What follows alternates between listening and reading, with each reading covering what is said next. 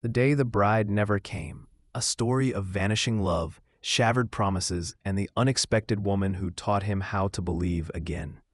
My name is Ethan Ward, and I was 31 years old the day my life split cleanly into two parts, before the wedding and everything that came after. This is the story of the day my bride disappeared, and how it led me to the woman who saved me in ways I didn't know I needed. The beginning, a morning meant for forever. The morning of my wedding felt like standing on the edge of the happiest moment of my life. Sunlight poured into my room through pale curtains, soft and gold, like the universe itself was blessing the day. I remember staring at my suit hanging by the window, crisp and perfect. I ran my fingers over the fabric and imagined the moment I'd see her, Lena Hawthorne, the woman I believed was my future, my family, my home. I texted her at 7:42 a.m. "I can't wait to marry you today. You're my forever." Her reply came instantly, the last message I'd ever received from her. "I love you, Ethan. See you at the altar." I smiled like a fool, not knowing that she had already chosen a different ending. The ceremony that never began. The ceremony was set for 3 p.m. in an old stone church surrounded by oak trees. Inside, warm light glowed through stained glass.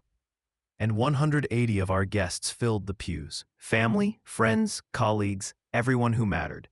I arrived early, heart pounding with joy, shaking hands, receiving congratulations. Lena was supposed to arrive at 2:30 with her bridesmaids. 2:30 passed, 2:40, 2:55, 3:10. Every minute tightened something inside my chest. I called her, straight to voicemail. Her maid of honor, Mira, answered in tears. "Ethan, she left the hotel around noon.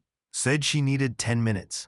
We thought she'd be right back. Her dress is still here, her suitcase, everything." I felt the world tilt. Gasps echoed among the guests. A baby cried somewhere in the back. Someone whispered, "Oh my God, she's not coming." At 3:35 p.m., with my chest hollow, I walked forward, stood before 180 people, and said, "The wedding is postponed, not canceled." Because some part of me believed she'd walk through the doors any second, but she didn't. The flowers drooped. The string quartet packed up quietly. The cake sweated under melting frosting. The aisle runner was wrinkled by footsteps that led nowhere. By 5 o'clock, the church was silent except for my parents, standing helplessly as I tried to breathe. The text that broke everything. That night at 10:14 p.m., an unknown number lit up my phone. "I'm sorry. I can't do this. Please don't look for me." It was Lena. Police traced the number to a burner phone bought that morning. She had planned everything. She hadn't been kidnapped. She hadn't panicked. She hadn't forgotten me. She had chosen to disappear. But why? The truth, she never really left her past. 3 days later, Mira called me, her guilt choking her voice. "Ethan, I can't lie for her anymore. You deserve the truth." She told me everything. 6 months earlier, Lena's ex-boyfriend, Adrian, reappeared in her life. Their breakup wasn't mutual. It devastated her, left her shattered. She never fully healed. She told Mira she loved me, that I was safe, steady, the man she should choose. But Adrian was passion, fire, the ghost she couldn't outrun. Every girls' night, she was with him.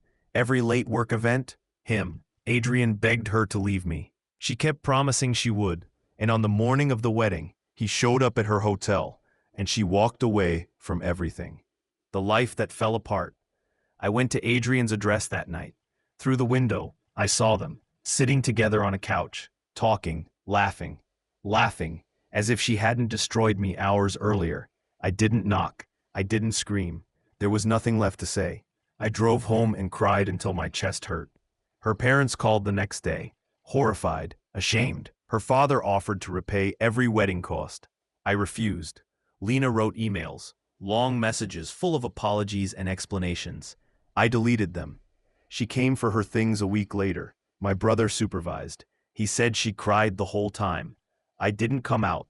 Some wounds are too deep to reopen. The empty months.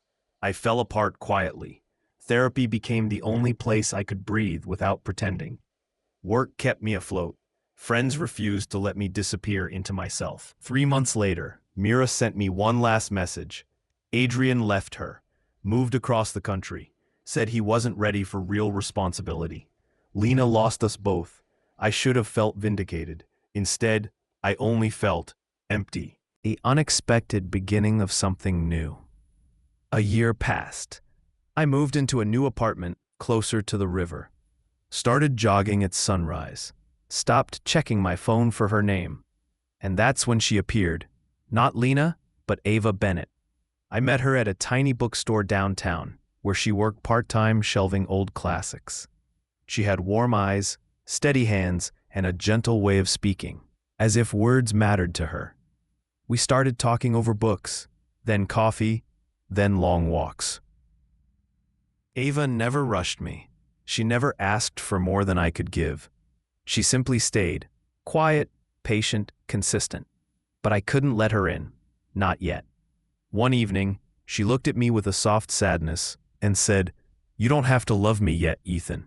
Just let me be here." And somehow that was the moment I knew she was different. Learning to trust love again. It took months, but slowly, piece by piece, Ava helped rebuild the parts of me I thought were gone forever. She celebrated my progress, held me through panic, listened when memories clawed at me. She didn't heal me, she helped me heal myself. 2 years later, I asked her to marry me. She cried and whispered, "I've been choosing you from the moment I met you." And this time at our wedding, I didn't worry about empty pews or unanswered calls. I saw Ava walking toward me, eyes shining, choosing me with every step. I married the right woman that day. Years later, the final closure. 5 years after the wedding that never happened, I ran into Lena on a quiet street near an old cafe. I almost didn't recognize her. She looked older, not in age, but in spirit. Her eyes held the weight of years of regret. She walked alone, no ring, no partner. She froze when she saw me. "Ethan, you look happy," she whispered. And I was. I told her I hoped she'd find her path someday. She nodded, tears gathering. As we parted, I realized something. I felt nothing. Not anger, not pain, not love. Just peace. Her choices had written her story. Mine had rewritten mine. The true ending. I returned home to Ava, who was reading a book on the couch, our 2-year-old daughter asleep on her chest. She looked up, smiled, and in that moment, everything inside me settled. Pain had led me to the life I was always meant to have. And Lena, she disappeared into the world she had created for herself. A world without me. Final message. Sometimes the person who breaks you is simply clearing space for the one who will love you the way you always deserved. Sometimes, the wedding that never happens is the beginning of the life you were meant to live.